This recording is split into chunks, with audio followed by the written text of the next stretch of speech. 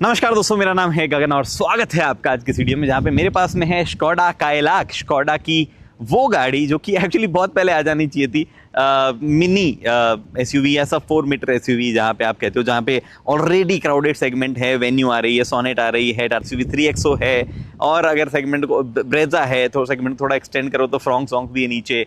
और ये सारी गाड़ियाँ जो है वो डिसेंट नंबर ऑफ सेल्स भी कर रही है। ओवरऑल मार्केट शेयर देखो तो 30% गाड़ियां बिकने वाली इसी कैटेगरी की है।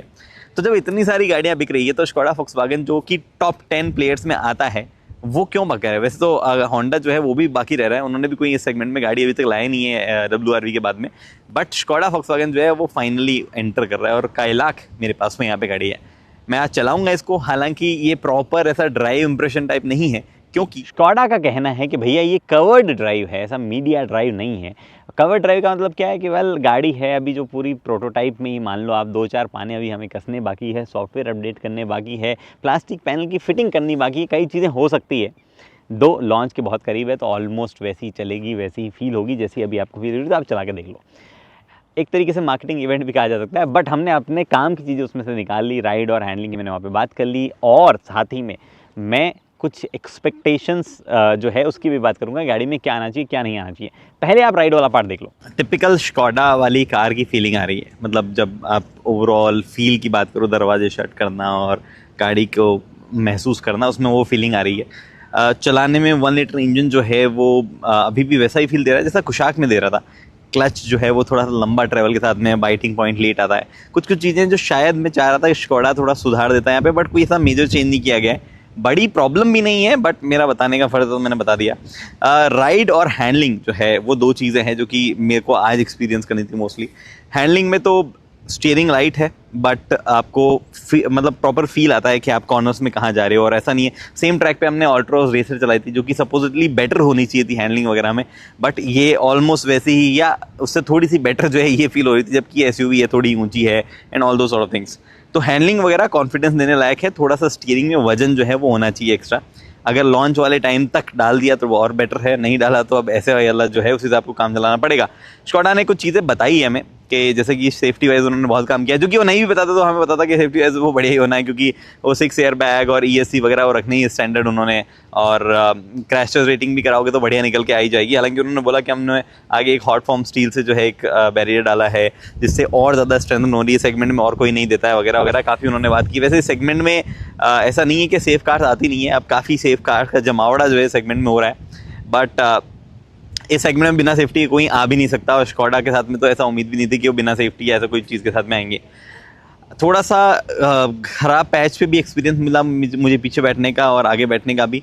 ऑनेस्टली उतना ज़्यादा खराब पैच या वैसा सरफेस नहीं था। अपनी इंडिया में जैसे खराब रोड्स वगैरह हो जाती है वैसी वाली सिचुएशन नहीं थी, तो उसके बारे में ज़्यादा ऐसे कुछ चीज़ नहीं है। 17 इंचेस के टायर में देख पा रहा हूँ यहाँ पे लगे हुए हैं, और बड़ा रबर प्रोफाइल है, तो जो है कंफर्टेबल होना चाहिए। बट एक्चुअल कंडीशंस में जो है वो काम करेगी वो इंडिया वाली सड़कों पर ही जाके पता चलेगा।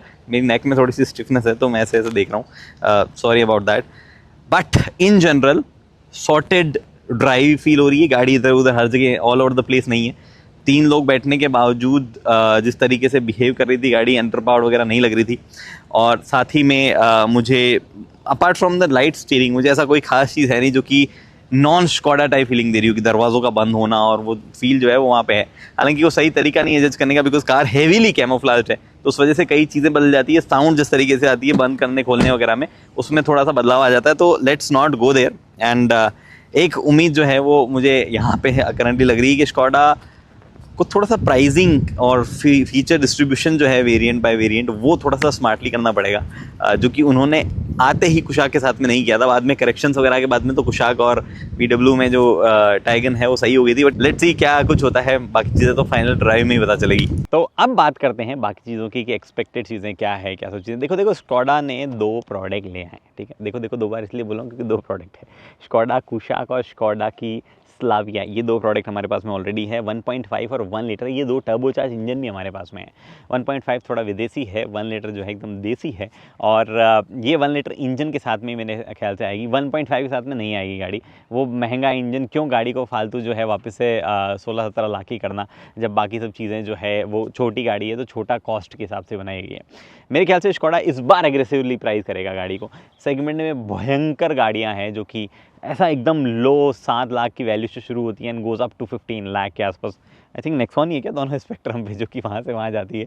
और भी बीच में कई गाड़ियाँ हैं और कई अच्छे अच्छे प्रोपोजिशन भी है। फॉर एग्जाम्पल अगर आपको अच्छी रिलायबल चीज़ें चाहिए तो आपको ब्रेजा वहाँ पे मिल रही है, वो आप ले लो। अगर आपको थोड़े कम बजट में बट फिर भी अच्छी क्वालिटी ओवरऑल पार्ट्स वगैरह की चाहिए, अगेन 1.5 NN इंजन नहीं लेके 1.2 पे आप सेटल हो सकते हो, तो आप जो है Hyundai के वेन्यू और सोनेट के साथ में जा सकते हो। वो टर्बो भी ऑफर करते हैं।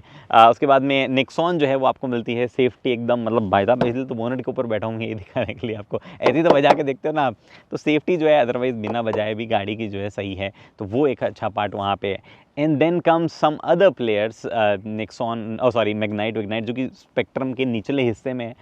ऑनेस्टली सब स्टैंडर्ड प्रोडक्ट है, मैं तो क्लियरली एडवाइस करता हूँ मत लो मैग्नाइट। लेकिन अगर आप फिर भी ले रहे हो बजट वगैरह की कंस्ट्रेंट की वजह से, तो भी वो वहाँ है, डिसेंट स्पेस उनमें वहाँ पे ऑफर किया जाता है। आई थिंक स्कोडा को गेम जो है स्ट्रॉन्ग अपना खेलना पड़ेगा। देखो सेफ्टी तो उनकी टॉप नॉच होने ही वाली है, उसमें तो कोई इशू है ही नहीं। वो 6 एयरबैग ESC वगैरह सब आने वाले हैं, I am pretty sure about it. But उनको फीचर्स में कोताही नहीं बरतनी चाहिए। एज इट इज़ सारे फीचर्स जो कुशाक में उठा के यहाँ रख दो, 1-2 फीचर माइनस करने तो कर दो, या इनफैक्ट 1-2 फीचर प्लस करो जो कि बाद में कुशाक वगैरह में ऐड कर देना, अभी जो आने चाहिए। तो mostly top of the line चीज़ें, स्क्रीन्स जो है अच्छी होनी चाहिए दोनों इंस्ट्रूमेंट क्लस्टर में, मेन टच स्क्रीन वगैरह। उसके बाद में आपके पास वेंटिलेटेड सीट होनी चाहिए। उसके बाद में आपके पास में एडास तो देते नहीं है वो, अनफॉर्चुनेटली सेगमेंट में एडास एक्चुअली एक बड़ी चीज़ होती जा रही है। बट एडास वाली गाड़ियाँ बिकती कम है, वो वेरियंट्स कम बिकते हैं, तो नहीं भी दे तो मेरे ख्याल से चल जाएगा।